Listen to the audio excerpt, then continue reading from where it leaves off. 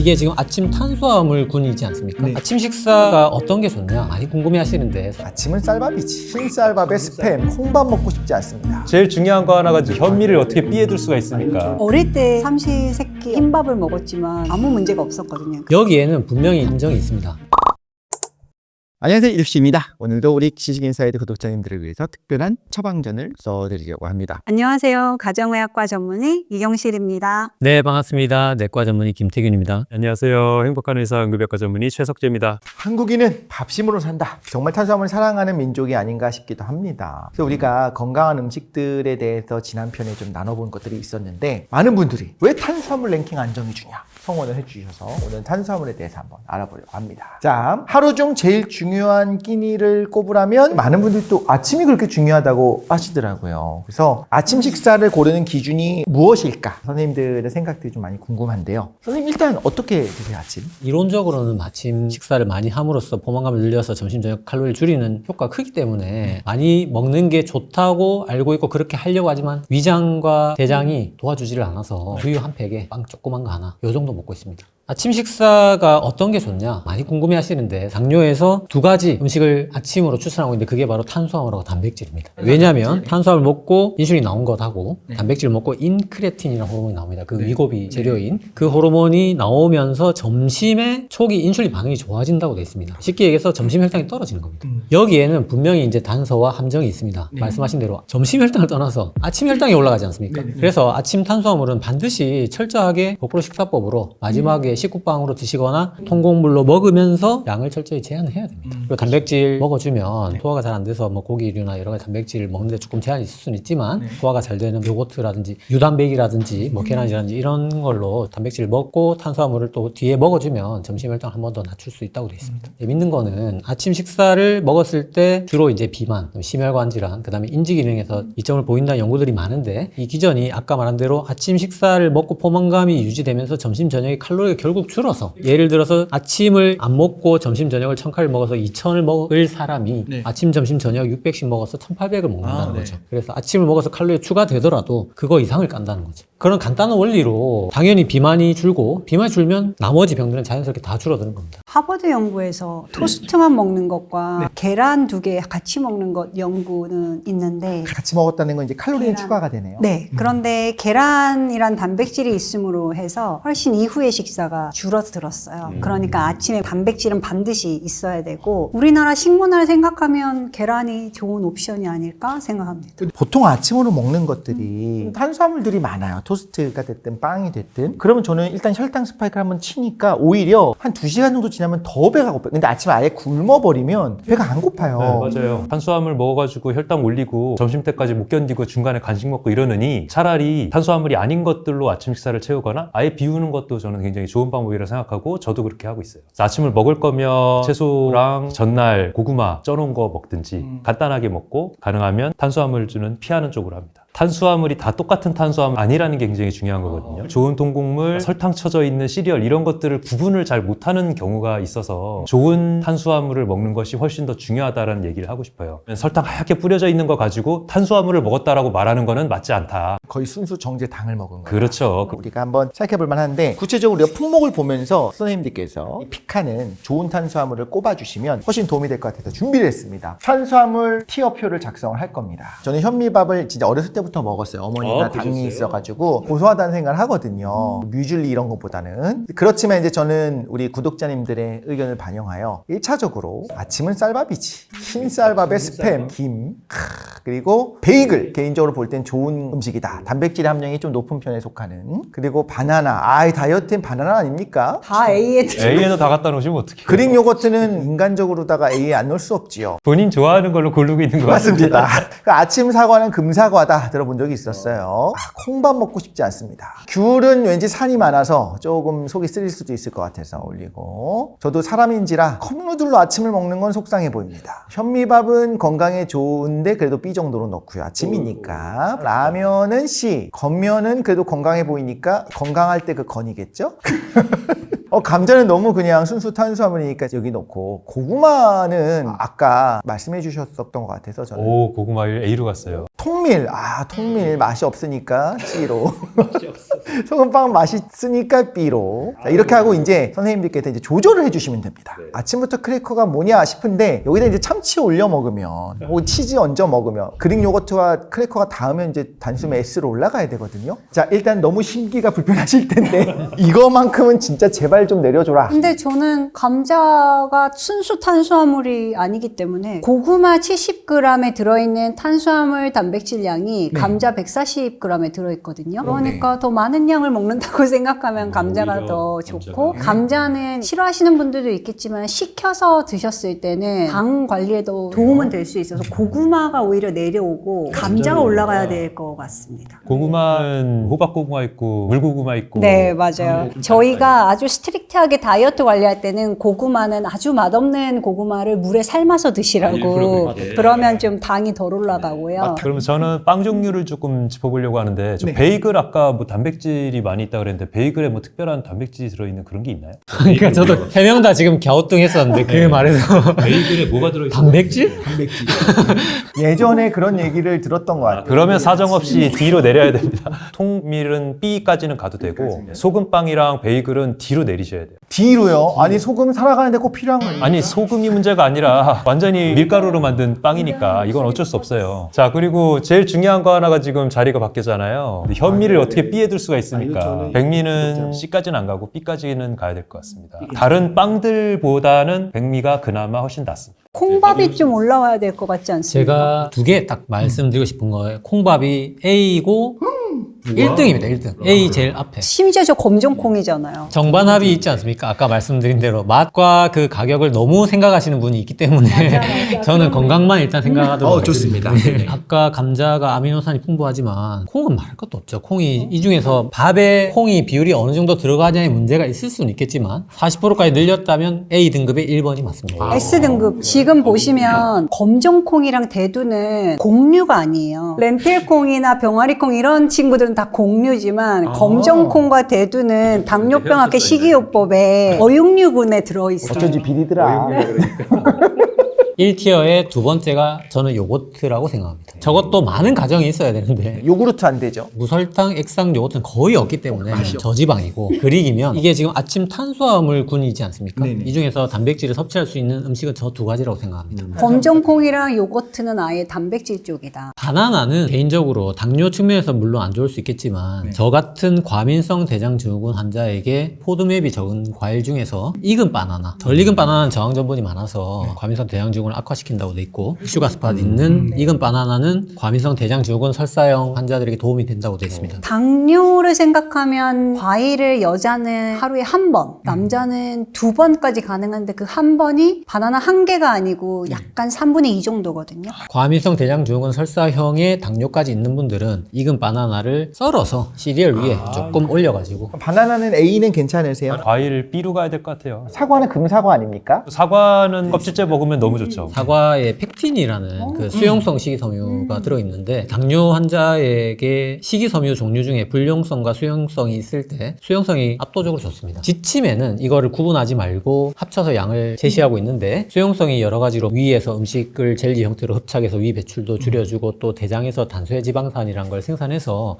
혈당을 한 번 더 낮춰주거든요. 근데 수용성 식이섬유를 우리가 섭취할 수 있는 기회가 그렇게 많지 않습니다. 먹을 수 있는 경우가 통곡물, 콩, 사과, 배, 그다음에 미역, 여기까지입니다. 그래서 물론 이제 밥을 잡곡밥으로 바꾸기만 해도 충분히 수용성 식이섬유 섭취량은 다 채울 수 있긴 하지만, 사과를 시간 제한을 두고 또 양을 제한하면은 껍질까지 먹는다고 봤을 때는 A가 맞습니다. 딱딱한 과일일수록 당뇨 있는 분들에게 좋기 때문에. 감자 괜찮나요? 감자 드려야죠. 감자 튀기지 않으면 되죠, 뭐. 네, 당지수가 높습니다. 튀긴 감자는 또 당지수 제한이 좀 낮잖아요. 아크릴 아마이드라는 이군 발암물질이 있는데 탄수화물 태울 때 나옵니다. 우리 섭취 주요 경로가 감자튀김입니다. 우리가 뭐 여러 가지 빵이나 시리얼에서도 아크릴 아마이드 섭취하지만 가장 주요 경로는 감자튀김이라서 감자를 가지고 튀기는 건 절대 안 내릴 됩니다. 거면 B로 내리고 고구마를 A로 줘야죠. 라면 한번 옮겨보겠습니다. 컵누들만 C로 놓고 라면과 겉면은 D로 놓는 게 좋을 것 같습니다. 합니다. 섬유들은 제가 알기로 거의 식이섬유가 굉장히 많은 뭐 곤약 이런 것들이 풍부한 라면으로 지금 그냥 컵라면이 아니라 그 곤약라면 같은 걸 말씀하신 거군요.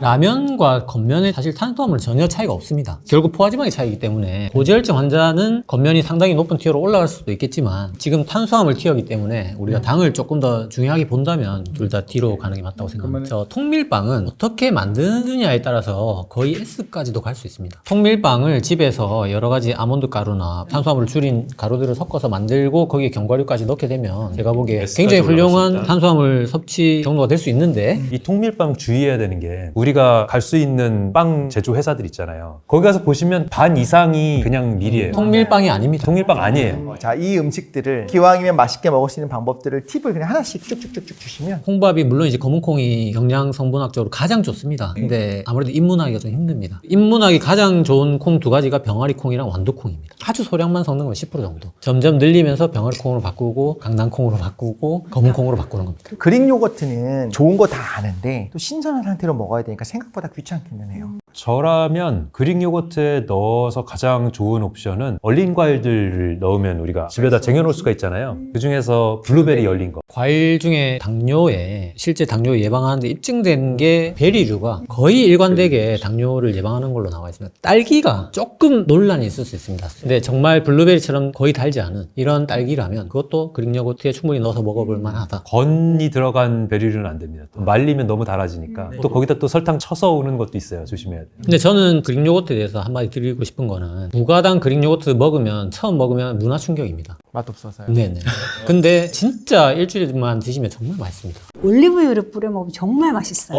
건강에 좋은 두 개를 섞었네요. 거기에 오이를 같이 얹어 먹으면 맛있어요. 꿀 뿌려 먹는 건 어떨까요? 꿀도 좋죠. 근데 이제 꿀은 찬반이 좀 있을 것 같아요. 조금 쓰시는 건 괜찮지만 또 실상에서는 너무 많이 뿌리게 되니까 저는 워낙에 이제 혈관 안 좋은 분들이나 다이어트를 원하는 분들을 보다 보니까 오히려 이걸 먹고 싶은데 몸에 조금 덜 해롭게 하는 방법을 생각하다 보니까 결국엔 껍질은 다 먹어야 될 것 같고 고구마는 삶아서 먹는 거. 저는 개인적으로 고구마도 껍질째 먹는데 맛있어서가 아니라 먹다 보면 그게 좀 고소한 식감이 있어요. 그리고 그 껍질 색깔에서 파이토케미칼이 있는 식물성 영양소가 있는 거니까. 그러면 우리가 그래도 건강에 먹을 수 있는 방법들 좀 많이 확인했고요. 자, 아침에는 확실히 너무 뭔가를 차려 먹기는 힘들잖아요. 더 자고 싶어하는 1인 세대도 많을 거예요. 그런데 또 아예 안 먹고 혹은 뭐 블랙커피 한 잔만 먹고 가면 속 쓰리고 안 좋다고 하니까 감자나 고구마를 전날 좀 삶아놨다가 아침에 그거라도 먹고. 근데 이게 지속 가능할까? 이렇게 해도 건강에 좋을까? 궁금해하는 분들이 많이 있어요. 감자, 고구마를 이용한다면 아무래도 탄수화물이기 때문에 단백질로 채울 만한 것들, 그래서 우리가 앞서 얘기한 그릭 요거트나 우유랑 꼭 같이 챙겨 드시거나 두유도 좋고요. 계란. 그 다음 제가 또 개인적으로 추천하는 건 아보카도를 항상 같이 곁들여서 드시면 좋은 기름이어서 또 같이 천천히 흡수되는 그런 장점이 있습니다. 일단은 고구마, 감자는 가공되지 않은 복합 탄수화물이기 때문에 식이섬유 면에서도 비타민, 미네랄도 많이 들어있고 그렇기 때문에 아침에 먹기에는 굉장히 좋은 옵션이라고 생각하시면 돼요. 근데 감자, 고구마만 계속 먹어도 되느냐? 점심, 저녁까지 감자, 고구마를 먹고 그걸 2주간 먹는다 그러면 문제가 될 수 있습니다. 근데 아침만 감자, 고구마로 해서 2, 3주 먹었다. 전혀 문제되지 않습니다. 거기에 조금씩 바꾸는 게 뭐 사과를 먹는다거나 이런 식으로 좀 바꿔가시는 옵션 괜찮을 것 같고요. 하나 또 제안해드리면 사과를 베이글처럼 잘라서 빵이다 스스로 생각하고 아보카도를 넣고 땅콩 버터를 좀 바르고 아마시 가루를 뿌리고 이렇게 베이글처럼 사과 가지고 빵 느낌을 내기는 어려운데 양상추를 바깥에 빵처럼 역할을 하고 안에다가 사과도 넣고 토마토도 넣고 말씀하신 아보카도도 넣고 이러면 굉장히 괜찮은 옵션이 돼요. 근데 아침에 단백질을 말씀하신 대로 챙겨 먹기 어렵기 때문에 생선 너무 좋고 두부, 그다음에 낫또, 콩을 먹기 힘든 분들이 이게 발효라는 것 자체가 소화가 되기 쉬운 것들로 분해가 된 과정이기 때문에 아침에 먹어도 얼마든지 섭취할 수 있는 단백질 종류 중에 하나고 낫또 하니까 생각나는데 저희 환자분 중에 낫또를 매일 드시는 분이 있는데 낫또가 말씀처럼 좀 맛이 없잖아요. 그래서 식욕이 확 떨어진대요. 아, 그걸 이용하는 겁니까? 그래서 다이어트 성공하셨어요. 추가적 정보를 드린다면 이제 낫또에 가장 많이 들어있는 게 비타민 K2이기 때문에 칼슘을 뼈로 갈 수 있게 해주고 혈관에는 안 쌓이게 해주는 좋은 비타민이라서 이런 걸 알고 낫또를 드시면 입문하기 쉬워요. 건강에 좋다. 맛은 없지만 건강에 좋다. 근데 먹다 보면은 거기 와사비를 좀 좀 섞어서 드신다거나 겨자 같은 걸 좀 섞어서 드신다거나 오히려 맛있습니다. 저희 집에는 애들이 잘 먹습니다. 나토에 비견되는 우리나라 음식이 이제 청국장이잖아요. 두부도 넣고 버섯도 넣고 하면서 이렇게 양껏 끓여놓고 아침에 거기에다가 현미밥 한 숟갈 얹어가지고 그렇게 아침 먹는 것도 굉장히 간편하고 저도 요즘 많이 먹고 있는 방식이거든요. 더 얘기하면 한 3달 전부터 제가 현미를 불려 먹고 있거든요. 처음에는 딱딱해서 씹기 어렵지만 불린 현미는 씹을 수 있고 밥을 안 하고 네, 안 하고 잠깐 밥을 안 하고요? 이틀에서 한 5일까지 불려놓으면 꽤 괜찮아요. 그거 오독오독까지 아니고 그릇그릇하고 그냥 씹히거든요. 그렇게 되면 생식으로서의 옵션이 하나 더 생기는 거니까. 제가 우려하는 건 이 방송을 듣고 한 번도 안 하시던 분이 갑자기 그거를 불려서 근데 충분히 불려야 돼요. 15분만 불려서는 이거 딱딱해서 시도하기 어렵고 이틀 정도 불리면은 깨집니다. 저도 현미를 오래전부터 먹어왔지만 그냥 불려서 먹는 그만큼 현미를 사랑하시니까 어떤 분들에게 추천하고 또 어떤 분은 그래도 좀 조심해야 된다 이런 부분이 있을까요? 현미를 밥으로 해서 먹더라도 그래도 아이들이나 노인분들, 치아 안 좋으신 분들은 그냥 삼키시는 경우가 있어요. 껍질이 있기 때문에 소화 하나도 안 되고 그냥 장으로 나와 버리거든요. 그렇게 되면 그 좋은 성분들을 활용하지 못하는 거겠죠. 그래서 아이들이나 이제 씹지 못하는 노인분들은 죽을 먹더라도 흰죽보다는 현미죽이 낫다. 껍질을 차라리 갈아서라도 흡수를 하는 게 좋은 거고요. 비타민 B1을 포함한 비타민 B군이 다 들어있고 그다음 무기질과 지방 성분들까지 다 포함되어 있기 때문에 이거 자체로 완전 식품이고 하지만 현미를 추천하면 꼭 댓글에 달리는 게 있어요. 피틴산 독성 어떻게 할 거냐. 근데 그 부분은 걱정을 많이 안 하셔도 됩니다. 우리가 초록색 채소니 뭐니 다 조금씩의 자기 보호 독성을 갖고 있거든요. 현미도 마찬가지예요. 근데 그런 독성이 우리한테 유해를 끼칠 정도의 독성은 아니고요. 편하게 드셔도 무방하다. 그리고 한 가지 말씀드려야 될 게 미네랄이 많이 들어있다 보니까 생기는 문제인데 칼륨과 인이 많이 들어있어서 만성 신부전 투석하시는 분이나 투석 전 단계에 있으신 분들은 칼륨과 인이 너무 많이 올라가면 위험이 올 수가 있습니다. 주의해서 검사 확인하시는 게 좋겠습니다. 또 피가 되고 살이 되는 정보를 받았고요. 제가 제일 관심 있었던 궁금했던 것들 중에 하나가 밥을 너무 좋아하는데 당 흡수율을 낮추는 기가 막힌 방법이 있다 해서 봤더니 식혀라.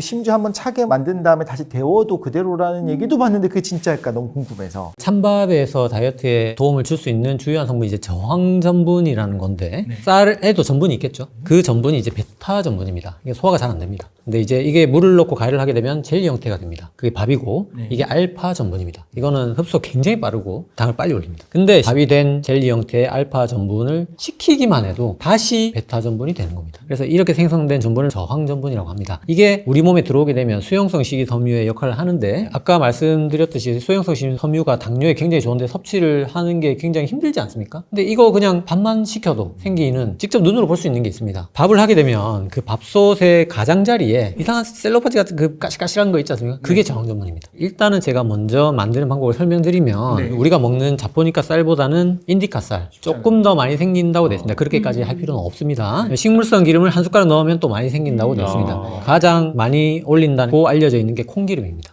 그리고 결정적으로 이제 냉장 보관을 하셔야 되고 냉동은 안 됩니다. 1에서 4도 안에 냉장 보관을 6시간, 12시간으로 하면 최대로 늘어나는데 이 양이 이렇게 전부 다 했을 때 밥 한 그릇에 3g 정도 늘어난다고 되어 있습니다. 뭐 한 30% 50% 아니에요? 근데 문제는 뭐냐면 우리가 아까 말씀드렸듯이 이미 밥에서 충분히 섭취하고 있기 때문에 밥을 주시거나 동아시아인들은 하루에 15g 정도 섭취한다고 되어 있습니다. 평균적으로. 근데 문제는 뭐냐면 이게 식이섬유지 않습니까? 20g이 넘어가기 시작하면 과민성 대장증후군이 악화가 됩니다.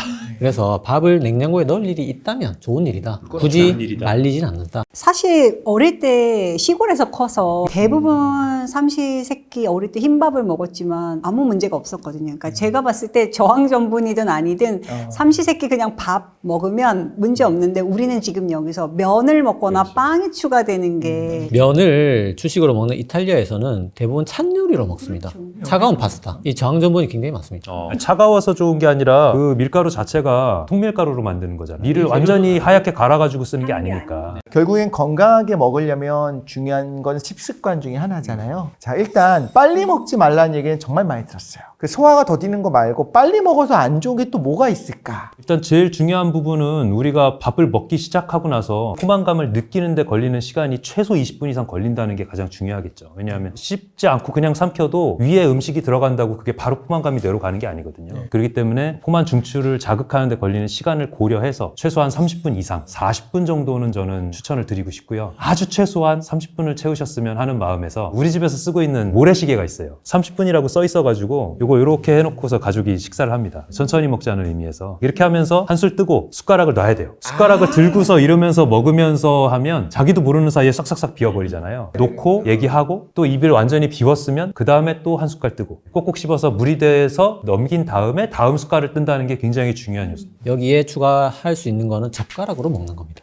밥도 젓가락으로, 국도 젓가락으로. 천천히 먹는 방법이 여러 가지가 있는데 밥 안에 통곡물과 질긴 고기류 이런 것들을 놓는 게 방법이 될 수가 있고, 그다음에 밥을 분할해서 먹는 겁니다. 일부러 한 끼의 식사를 그 안에서 반반을 나눠서 단백질, 지방, 채소를 먼저 먹고 탄수화물 먹고, 어차피 거꾸로 식사법이 건강에 좋지 않습니까? 근데 이게 거꾸로 식사법이 건강에 좋은 효과를 내려면 15분을 뛰라고 돼 있습니다. 그래서 이거 자체가 건강한데 오래 먹는 습관도 생긴다는 거죠. 그래서 사실 이걸 가장 잘 지킬 수 있는 곳이 뷔페입니다, 뷔페. 가장 극단적으로 좋게도 할 수 있고 안 좋게도 할 수 있는 곳입니다. 그렇죠. 그러니까 건강을 지키는 걸 뷔페에서 한번 연습을 해보시는 게, 제가 이렇게 천천히 먹을 수 있는 걸 여러 가지 거꾸로 식사법에 그 단백질, 지방, 채소 먼저 먹는 거 하고 마지막에 후식으로 탄수화물 조금 먹는 거를 뷔페에서만큼은 연습하기 좋은 데가 없다. 그건 그렇죠. 이거저거 있으니까. 사실 이 영상을 보시면서 나 신경 쓸 게 진짜 많은데 나도 저거 좋은지는 알았는데 아침마다 저거 어떻게 챙겨 먹냐 이렇게 생각하시는 분들도 분명히 있을 것 같아요. 이런 상황에 놓인 우리가 안타깝기도 한데, 일단 식사 하나만 신경 써서 바꾼다고 했을 때 얼마나 효용이 있는지 귀로 듣고 알면 실천할 수 있을 것 같거든요. 이게 얼마나 중요할까 궁금합니다. 단적인 예를 들면 가장 최근에 오신 환자분이셨는데 50대 초반이신 분이었어요. 근데 그분이 6월에 건강검진 했을 때 당화혈색소가 5.7 정도 나왔다고 하더라고요. 5.6까지 정상이고 6.5 이상이 당뇨입니다. 근데 이제 이분이 정신적 회사도 그만두고 스트레스로 식사 관리가 잘 안 되면서 그 3개월간 하루도 빠짐없이 매일 콜라 3리터, 그리고 식사는 냉면. 안 좋은 거. 근데 살이 점점 빠지고 눈이 안 보여서 오셨어요. 그래서 안과를 갔더니 빨리 내과를 가봐라 해서 저희한테 와서 검사했는데 당화혈색소가 15였어요. 15? 저도 깜짝 놀랐어요. 근데 콜라에 들어있는 당류가 그거를 3리터를 먹는다고 환산하니까 우리가 하루 허용량이 25g이고 50은 넘지 말자 이러는데 그게 거의 400g 정도 되거든요. 우리 그 캔 그거 하나에 깍 설탕 10개 들어있다고 그러는 거잖아요. 근데 그거를 2리터짜리를 사서 집에 막 두고, 그래서 이제 살도 빠지고 실제 당뇨 환자들이 겪는 다음 당뇨 다갈에 그렇게 돼도 안 가시다가 안 보이기 시작하니까 안과를 가신 거예요. 그래서 나쁘기 시작하면은 금방 나빠질 수 있고, 아까도 말씀드렸다시피 건강에 좋다는 거를 막 무분별하게 해보실 필요는 없지만 돈이랑 똑같잖아요. 절약을 하시는 게 이제 일단 1번이잖아요. 그러니까 나쁜 걸 안 하는 것부터 해보시는 거 추천드리고 중요하게 말씀드리고 싶습니다. 혹시 그 뒤에 어떻게 되는지 살짝 그래서 이제 그분은 혈당 체크하면서 본인이 계속 보면서, 그때 처음에 내원하셨을 때는 그 혈당이 500 이상이 나왔었어요. 근데 그 다음부터는 잘 하셔서 지금은 이제 조금씩 좋아지고는 있어요. 진짜 어떻게 보면 쉽게 망가질 수 있는 게 우리 몸이기도 하네요. 당화혈색소 15까지 올라가는 분을 꽤 봅니다. 이분들이 이제 뭐냐면 살이 빠지고 목이 마르니까 그거를 콜라를 드시는 겁니다. 네, 그거를 해결하기 위해서 흥미로 먹는 게 아니라 정말 목이 따끔하면서 시원하니까. 근데 그게 더 문제가 되고, 여기서 또 다른 포인트가 냉면이 당류가 진짜 많이 들어있어요. 근데 그거를 냉면도 시원하니까 얼음 살살 있는 그 국물까지 다 드시니까. 우리나라 통곡물에 메밀면은 메밀이 아니고 냉면은 역시 단순 탄수화물이랑 마찬가지입니다. 정제 곡물이랑 마찬가지입니다. 그래서 우리가 콜라 얘기하셨지만 콜라처럼 이렇게 우리 눈에 띄는 너무 많은 음식들이 건강을 위해를 끼치고 있는 음식들이에요. 그러니까 우리가 아무 생각 없이 집히는 대로 먹으면 우리 건강이 망가지는 사회에 살고 있습니다. 그러니까 좋은 것들이 있는 데서 나쁜 걸 고르고 있는 상황이 아니고 대부분 나쁜 것들이 보이는 상황에서 좋은 걸 골라 먹어야 되는 현실을 지금 살고 있는 거예요. 그러니까 정신 똑바로 차리고 나한테 좋은 걸 찾아 먹어야 되는데, 근데 만성 대사성 질환들, 우리가 고혈압, 당뇨, 고지혈증만 생각하는데 사실은 끝판왕이 암이거든요. 이 암이라는 거는 지금 내 세포들이 암성 변성이 생기면 증식하고 내 면역력이 제어할 수 없는 상태까지 이르면 걔네들이 점점 커져가지고 나중에 5년 뒤에 암으로 진단이 되는 거란 말이에요. 1cm짜리 암이 나오는데, 그렇게 생각해보면 눈앞에 보이는 거 지금 편하게 가볍게 내 일하기 바빠서 돈 버느라 바빠서 어쩔 수 없이 남들이 하니까 이러고 먹는 거는 금물이다. 내 건강을 5년 뒤를 지금 책임지는 것이다 라는 생각을 해야 되고, 돈 벌어갖고 지금 뭐합니까? 나중에 병원 가갖고 다 써버릴 거예요? 그렇게 할 수 없잖아요. 지금 지금 건강을 지키고 지금 좋은 걸 먹어서 내 혈관 건강을 유지를 해야 대사질환에서 멀어지고 노후에도 질환 걱정 없이 살 수가 있는 겁니다. 그래서 지금 조금 비싸도 현미식이든 그다음에 초록색 채소든 이런 자연 유래 식품들을 내 근처에 최대한 많이 끌어잡아 당기는 그런 노력이 정말 필요하다. 돈보다 훨씬 더 중요한 가치다라고 말씀드리고 싶습니다. 또 희망적인 얘기는 작년 11월쯤에 오셨던 여자분이 그때도 15 정도셨어요. 당화혈색소가. 근데 이제 그분은 약물 치료도 잘 하시고 생활 습관도 너무 잘 챙기시고 그동안은 일하실 때 계속 음료를 드셨던 거예요. 근데 이게 에이드도 한 통에 거의 65g 정도 들어 있습니다. 당이. 근데 이게 일하는데 스트레스 받으니까 계속 드시고 그거를 끊으시고 생활 습관 하셔서 10월달 올해 1년 만에 당화혈색소 6.2 됐어요. 그러니까 또 우리 몸이 되게 신기한 거는 잘하면 또 보답을 해주는 것 같아요. 정말 음료수 무섭다는 거 한 번 더 느끼네요. 음료가 가장 무서워요. 액상과당 무섭다, 중독성이다. 근데 더 무서운 건 물인 줄 알고 먹는다는 거. 네. 물인 줄 알고 좋은 건 줄 알고 에이드가 먹는 약간 농도가 별로 없고 물 같잖아요. 약간 과일 있고 하면 또 건강한 느낌 들고 하니까 또 과일 띄워지고 이러면 똑같은 게 저염식에서 국물 먹지 말라고 하지 않습니까? 우리가 소금을 국물 형태로 먹으면 하루에 100g도 먹을 수 있습니다. 그냥 소금 먹으라면 그게 절대 못 먹는데 우리가 꿀 있지 않습니까? 절대 많이 못 먹습니다. 탄산은 아까 말했듯이 3리터짜리 4병을 먹을 수가 있습니다. 그 우리 카페 가가지고 당 안 들어간 음료를 찾으려고 그러면 굉장히 어려워요. 차만 먹는 거 아니고서는 아메리카노 아니고서는 굉장히 없는데 그 다른 음료로 해가지고 카페 주인분한테 물어봐요. 이거 달아요 안 달아요? 이건 좀 덜 달아요 그러면은 단 거야. 카페 주인분의 기준이 워낙 높아요. 왜냐하면 설탕을 빡빡빡 넣는 게 기본이니까. 덜 달게 해주세요 하면 달게 나오고 안 달게 해주세요 해야 덜 달게 나와요. 그만큼 우리가 설탕에 굉장히 중독돼서 살고 있다. 알고 계셔야 됩니다. 실제로 탈북자들이 남한에 내려왔을 때 음식이 어떻게 다르냐 단맛이 너무 강하다고 어떤 음식을 먹더라도 그냥 일반 가정식을 먹더라도 너무 달다고 합니다. 그래서 지금 우리가 가공식품을 안 먹고 집밥을 먹는 정도만 하더라도 저는 꽤 건강한 식생활을 하고 있다. 외식이 정말 너무 달고 짜고 매운 게 많아서 조심해야 돼요. 지속 가능하게 그 외식 음식만 먹고 살았을 때 건강하게 살게 음식 만들지 않잖아요. 그냥 맛있으니까 또 오게만 만들면 되니까 오히려 지금 말씀하신 이런 내용들이 가장 포인트 깨달을 수 있는 것 중에 하나가 아니었나 싶습니다. 오늘 말씀하신 내용을 들어보면서 좀 정리가 되는 부분이 있어요. 나 내일부터 건강한 음식으로 바꿔야지. 평생 동안 이렇게 하면 또 너무 허들이 높게 느껴지니까 이러지 말고 일단 내일 하루라도 건강하고 내 몸에 좋은 거 조금 비싸 보여도 신선한 거 내가 시켜서 나를 위해서 한번 먹어봐야지. 이렇게 시작하는 것이 건강한 생활을 하는 첫걸음이 아닌가 생각이 들기도 합니다. 네, 저희는 다음 시간에 더 재미있는 지식, 흥미로운 지식으로 찾아오도록 하겠습니다. 감사합니다.